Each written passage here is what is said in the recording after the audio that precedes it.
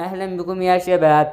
اليوم نتحدث عن المنتخب السعودي الذي يسعى لخوض تحدي جديد ومهم على أرضه وبين جماهيره في بطولة كأس الخليج خليجي 27. الأخضر السعودي يدخل البطولة بطموحات كبيرة ويسعى إلى المنافسة بقوة على اللقب وإسعاد جماهيره، خاصة إن البطولة تقام في مدينة جدة بالمملكة العربية السعودية. وقد أوقعت القرعة المنتخب السعودي في المجموعة الأولى إلى جانبه منتخب العراق والكويت وسلطنة عمان في هذه المجموعة القوية ومليئة بالمواجهات المنتظرة.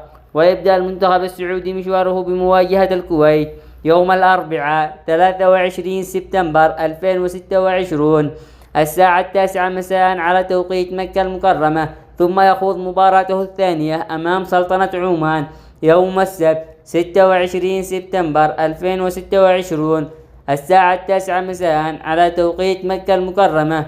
ويختتم الأخضر مباريات دور المجموعات بمواجهة قوية أمام العراق يوم الثلاثاء 29 سبتمبر 2026 الساعة 8:30 مساء على توقيت مكة المكرمة.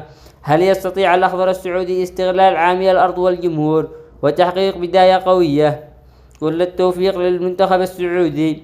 لا تنسوا دعمنا بالإعجاب بالفيديو والاشتراك في القناة ليصلكم كل جديد وحصريا في عالم الرياضة. كان معكم محمد الخولاني، ودمتم في أمان الله ورعايته.